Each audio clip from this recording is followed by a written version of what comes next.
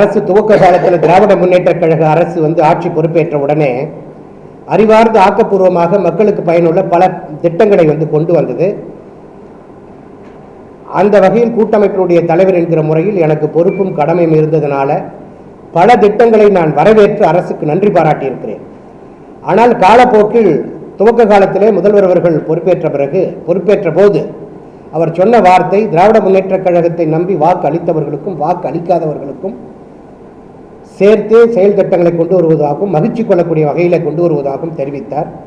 ஆனால் காலப்போக்கில் இந்த துறைகள் எப்படி இருக்குதுன்னா, தான் கொண்ட கொள்கைகளை நீர்த்து போய் அதை டைலூட் பண்ணிக்கிட்டு என்ன பண்ணுறாங்கன்னா, கோவை முழுமை திட்டம் மட்டுமல்ல, தமிழகத்தில் இருக்கக்கூடிய 38 மாவட்டங்கள்லையும் அனைத்து மாநகராட்சிகள் மற்றும் அனைத்து நகராட்சிகளிலுமே ஒருங்கிணைந்த முழுமை திட்டம் சொல்லி நிலங்களை வகைப்படுத்தி ஒரு திட்டங்களை தயாரிக்கிறார்கள். அந்த திட்டத்தில் எவையெல்லாம் குடியிருப்புக்கு உகந்தது, எவையெல்லாம் வணிக கட்டடத்துக்கு உகந்தது, எவையெல்லாம் ஃபேக்டரி இண்டஸ்ட்ரீஸ் நிறுவனங்களை கட்டுவதற்கு உகந்தது, எவையெல்லாம் பள்ளி கல்லூரிகளுக்கு உகந்தது, எதிர்கால வளர்ச்சியை அடிப்படையாக கொண்டு பிற நகரங்களை இணைப்பதற்கான உள்வட்ட சாலை, வெளிவட்ட சாலை, இணைப்பு சாலைகள், கட்டச்சாலைகள், திட்டச்சாலைகள் என்று சொல்லி ஒரு நகரத்தினுடைய வளர்ச்சியிலே அக்கறை கொண்டு ஒரு முழுமை திட்டத்தை தயாரிக்கக்கூடிய பணியை வீட்டு வசதி மற்றும் நகர்ப்புற வளர்ச்சித்துறை முன்னெடுக்கும். அந்த வகையில் நீங்கள் சென்னையை பொறுத்த வரைக்கும் பார்த்தீங்கன்னா, சென்னை பெருநகர வளர்ச்சி குழுமம்னு 1189 சதுர கிலோமீட்டர் இருக்குது. ஒட்டுமொத்தமாக தமிழகத்தினுடைய நிலப்பரப்பளவு 1,30,058 சதுர கிலோமீட்டர். இந்த 1189 சதுர கிலோமீட்டருக்கு பிறகு சென்னையை விரிவாக்கம் செய்ய வேண்டும் என்கிற அடிப்படையில் உலகமயமாக்கல்ல, நகரமயமாக்கல்ல, நகரத்தை நோக்கி வெகு மக்கள் இங்கே வேலை வாய்ப்புக்காக, கல்விக்காக, பொருளாதாரத்துக்காக இங்கே சென்னையை நோக்கி வருகிறார்கள் என்கிற அடிப்படையில் சென்னையை விரிவாக்கம் செய்யணும்னு சொல்லிட்டு கிட்டத்தட்ட 8,878 சதுர கிலோமீட்டருக்கு அரசு அடையாளம் கண்டு ஆணையை பிறப்பித்தது.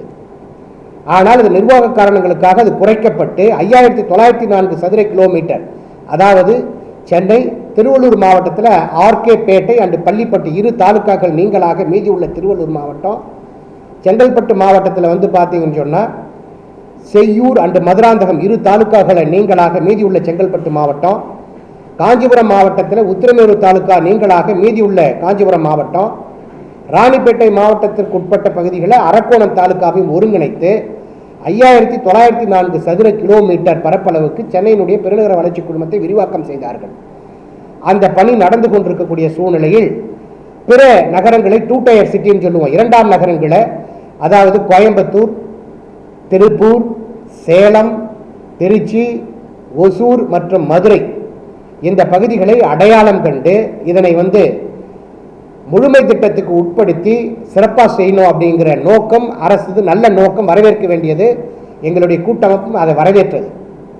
ஆனால் கோவையில் தற்பொழுது முழுமை திட்டத்தை நிறைவேற்றி கடந்த 6வது மாதம் 6 மாதங்களுக்கு முன்பாக அந்த முழுமை திட்டத்தை நடைமுறைப்படுத்தினார்கள்.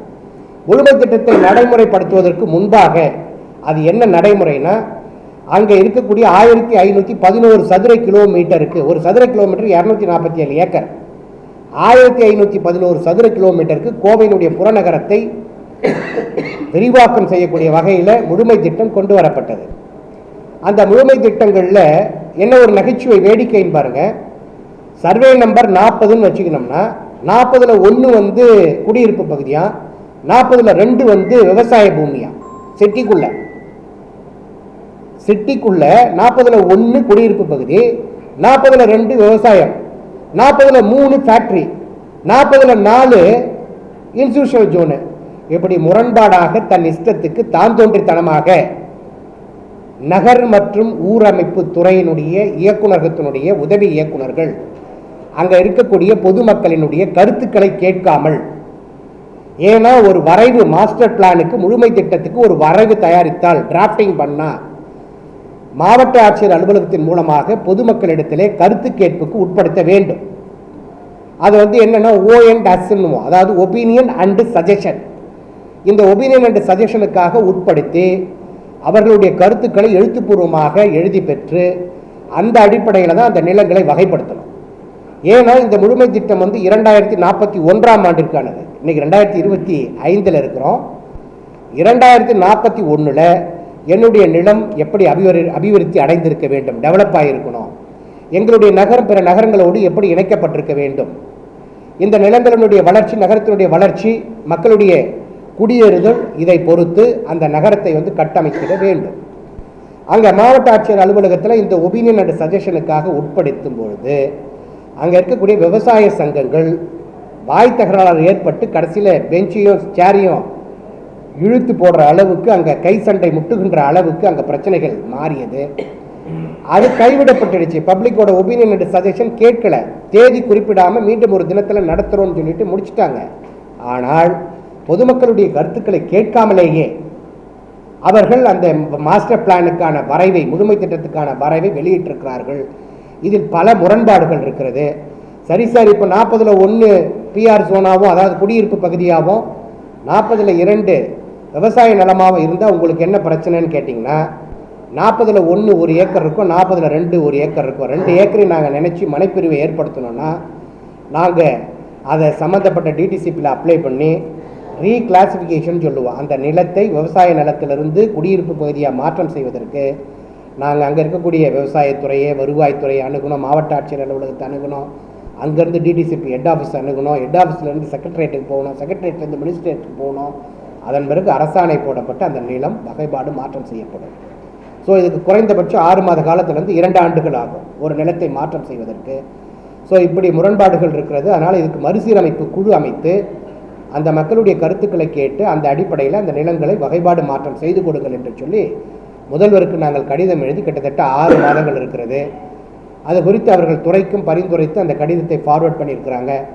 இதுவரைக்கும் எங்களுடைய கோரிக்கை கிணத்தில் போட்ட கல்லை போல கிடப்பில் போடப்பட்டிருக்கிறது. அது குறித்து எந்த தீர்வும் ஏற்படவில்லை.